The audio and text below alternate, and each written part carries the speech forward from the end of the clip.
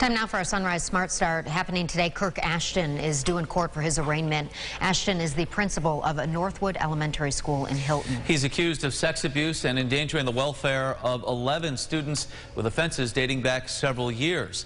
Erica Cost live with more on the court appearance and what to expect. Erica, good morning. Good morning, Mark. Well, what to expect, we'll learn today if he'll plead guilty or not in the arraignment. And as you mentioned, some of those charges including 11 counts of endangering the welfare of a child, 7 counts of sexual abuse in the first degree, and 7 counts of sexual conduct against a child in the second degree. Ashton has been principal at the school for 17 years and still is, and officials in the investigation say they're trying to figure out if cases could be going back that far. Current charges date back to 2017, and we're told ages of the alleged victims are between 8 and 12 years old. Mental health clinicians involved, like Bivona Child Advocacy, say unfortunately in these cases the abuser is well known and respected to a victim, making it harder to come forward. That's why trained professionals are handling interviews and intervention with children and their families. The arraignment will take place this morning at 10 a.m. in county court. It will be both in person and virtual, a hybrid, and we will have crews on scene to update throughout this morning. In Rochester, Erica Cost, News 8. Erica, thank you. Investigators tell us more charges are possible if more potential victims come forward. Well, new this morning, one person is in the hospital after a shooting in Rochester. This happened in the area of North Clinton Avenue in Mazda Terrace around 12:30 this morning. Police say the victim, a 20-year-old city resident, called police from Lexington Avenue shortly after. Officials say his injuries are non-life-threatening. No arrests have been made. If you have any information about this shooting, you're asked to please call 911. Edgar Tolentino, the 16-year-old who has been charged with murder, is due in court for a preliminary hearing today. He's accused of killing 71-year-old Richard Shasha after an attempted carjacking earlier this month. Tolentino was arrested last Thursday. He is being held without bail. Well, 2 arrests have been made in a fatal shooting that took place back in February. Police say 20-year-old Jason Beckford was shot on South Clinton Avenue in Rochester after being robbed by 2 suspects outside a gas station. This was February 14th. Officials say he died from his injuries 5 days later. 23-year-old Isaac Washington and 21-year-old Sloan McDowell are charged with second-degree robbery and murder. They will be arraigned in court later this morning. One person is hospitalized with serious injuries after a motorcycle crash in Ogden. It happened around 11 o'clock last night on Route 531 near Manitou Road. The area was closed for several hours. It's reopened this morning. No update on that rider's condition. The crash is under investigation. Now for the latest on COVID-19, walk-in vaccination appointments will be available at all state-run sites beginning today. That announcement coming from the governor yesterday. The state is also allowing all local health departments to allow walk-ins. Monroe County has had that updated guidance in place since last week. Well, the New York State Senate plans to suspend executive orders passed during the height of the pandemic and continue the reopening process. It would include the governor's orders requiring food to be sold with alcohol. They also plan to repeal compliance rules and group regulations that inhibit access to vaccines and restore provisions in the public officers law for volunteers to increase transparency. A hearing is scheduled for later today. Be sure to tune in tonight for a Buffalo kickoff live draft preview. Thad Brown will be joined by Josh Reed live from Cleveland with all eyes on tomorrow night's NFL draft. Starts tonight at 7 p.m. Then Sunday night, tune into the draft recap show at 11:35 p.m. to break down all the action from the weekend. Always an exciting time. Yes, it is. A lot of speculation about what the Bills will do with their first-round pick.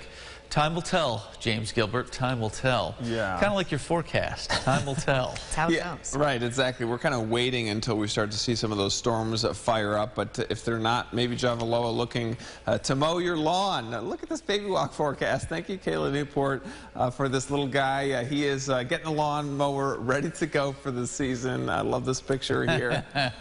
Why not get out there this morning and mow the lawn before the storms move in this afternoon? You see the yellow there showing. We'll have to keep an eye out for those storms as we get into this afternoon. We'll keep it with the kid theme and give you a bus stop forecast in a couple of minutes. All right. Love that picture, James. Thank you.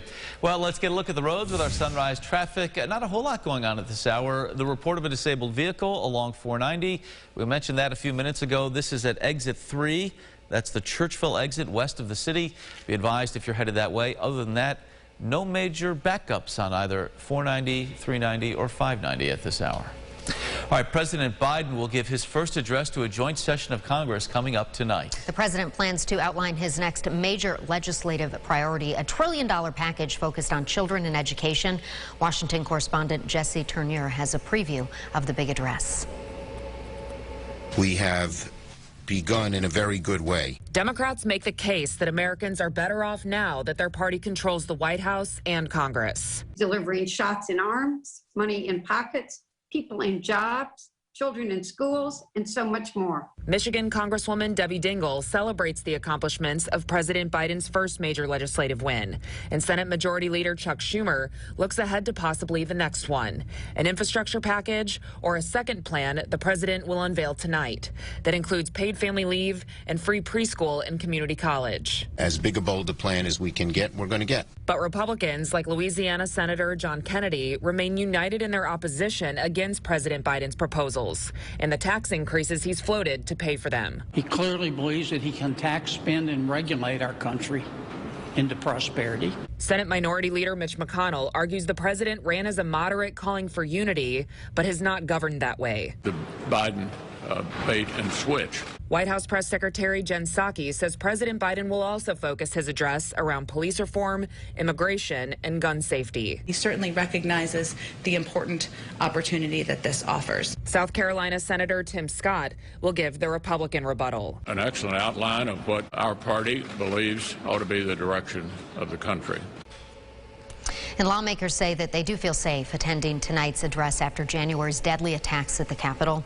The White House press secretary says right before his speech, the president will meet with career staff who were there. All right, let's focus now on the GRE Morning Business Report on this Wednesday morning. Pfizer testing a single pill to treat COVID-19. According to The Telegraph, the at-home treatment taken at the first sign of infection would attack the backbone of the virus to prevent it from replicating in the nose, throat, and lungs. Trials with the antiviral pill are reportedly underway here in the U.S. and in Europe as well, with volunteers between the ages of 18 and 60. Yeah, we'll keep a close eye on that for you. UPS is out with its quarterly report showing profit shooting up to nearly $4.8 billion in its first quarter. That's more than 4 times what it earned in the same period last year. Like rival FedEx, UPS continues to reap the rewards of a surge in e-commerce during this pandemic. Apple's update to its operating system comes with new privacy controls. They're designed to limit digital advertisers from tracking the activity of iPhone users. People will get a pop-up notification in some apps seeking their permission to collect data that Apple believes could be used to track browsing habits. All right, listen to this. A pair of Kanye West's Yeezys selling for a record price. How much do you think they got? The kicks went for $1.8. Right, $1.8 million. Try that. To sneaker investing platform Rares. The private sale at Sotheby's marked the highest publicly recorded price for a sneaker sale. The rapper wore those shoes during his performance at the 2008 Grammy Awards. Unbelievable. Yeah. $1.8 million. I just don't understand that. So much to wrap $20 bucks is what I might have maxed out at. I didn't even know what Yeezys were until my kids asked for them. Yeah, okay. They're sneakers. You learn something every day, folks, every day. Hey, here's what you might be talking about or hear about at the water cooler this morning. Take a look at this video. It's like a scene from a horror movie. Hundreds of birds swirling like a tornado down the chimney of a home in Southern California. Now, the family who lives there says many of the birds actually made it inside. Animal control worked throughout the day and eventually created a chute system to funnel these birds back out of the house. Wow. Just like the movie. That's really, spooky. Look at that. That is very creepy. How'd What you would like to do? wake up to that? No. Right. I think that's going to give a lot of people nightmares. You think so? Yeah. I think so. I don't know why those people put that house there. Those Somewhere birds were Tippi just- Hedren is losing her mind. Is that what, yes, exactly. Oh, goodness. Well, we have a bird of a forecast today. Beautiful sunrise right now over Lake Ontario. Temperatures are hanging in the 40s and low 50s. 53 Penn Yan, Buffalo at 53 as well. So it's comfortable. I think we've got a nice morning, easy bus stop forecast here as we start off the day. We've got partly cloudy skies. Temperatures this afternoon, they'll warm up pretty nicely, 60s to around 70. You see shower or storm there. That's likely probably, if your bus stop finishes its route at about 2:30, you'll be okay. These are likely for that 4 or 5 o'clock ride. And we'll finish with this. Yes, there is a severe weather threat. It is very low for just about everybody, but it's not zero. So keep your eye to the sky as we watch for those storms. And otherwise, we're looking pretty decent for the weekend. Saturday looking like better of the 2 weekend days. Mark, Leah? All right, thank you so much, and thank you for watching News 8 at Sunrise. Our next update coming up in about 25 minutes. CBS This Morning is coming up next, though. Be safe and have a great day. Follow News 8 wherever you are on RochesterFirst.com, Facebook, Twitter, and on our app for news and weather.